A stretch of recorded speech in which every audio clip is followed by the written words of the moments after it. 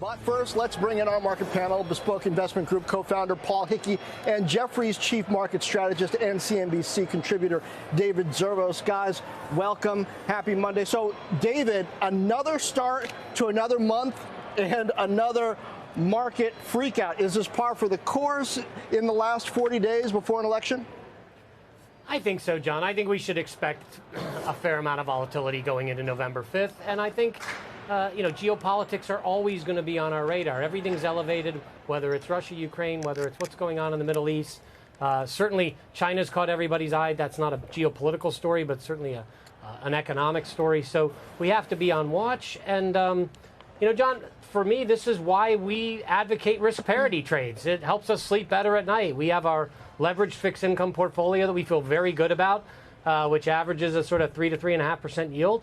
And we hold that against our risk assets. And it's been a great trade all year. It's protected us last August. Most of these drawdowns are being well protected by that leveraged fixed income portfolio that risk parity always has. And I feel pretty good about it today. I feel as good as I felt in a long time.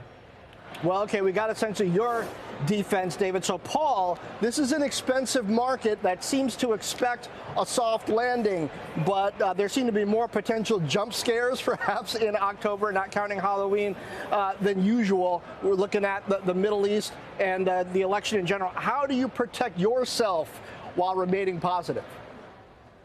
So I think, the Middle East, we talked about it a lot today in the news, but I don't think that was really much of an impact on the markets here. We're down less than 1% today. The last two first days of the month, we were down even more, and there was no Mideast violence on those days. So I think in that respect, I wouldn't focus too much on that. Oil at this point was up about 3% today. It's down over the last week.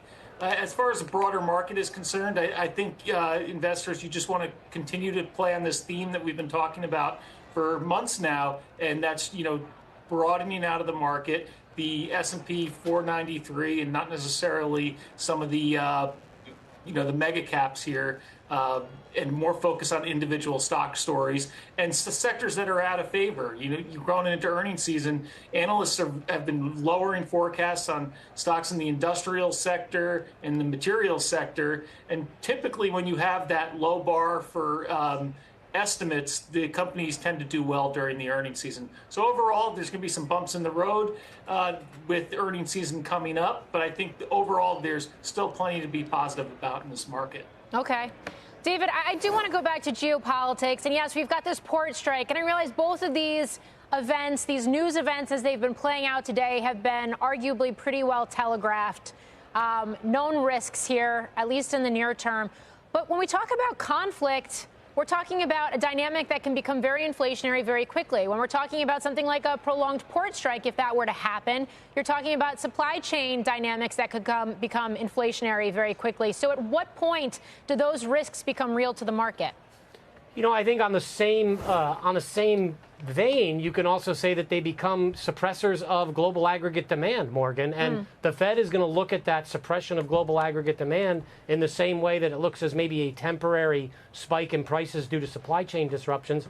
And I think the way they're set up going into the end of this year is they're probably going to favor kind of making sure that the demand side doesn't crack, because the inflation side is probably more temporary than many would think or many might surmise. So I'm more thinking that the Fed backstop on global aggregate demand comes in sooner if there is a geopolitical flare-up than the Fed somehow saying, oh, there's a geopolitical flare-up, we're worried about inflation, we're actually going to stop these rate cuts or even think about rate hikes. That's not the story with global aggregate demand probably getting quite messy if geopolitics were to really become a much more significant issue. And I agree with Paul up front. I mean, this is a $2 day in oil. It's a 7 to 10 basis point day in fixed income. It's less than 1% in the equity markets. It's a little bit risk-offy and it's a little geopolitically, but it's not it's not unknown. We've all been waiting for this. We've all seen the measured responses. We've all seen the tit for tat. And it's sort of, I think, in the playbook for a lot of people.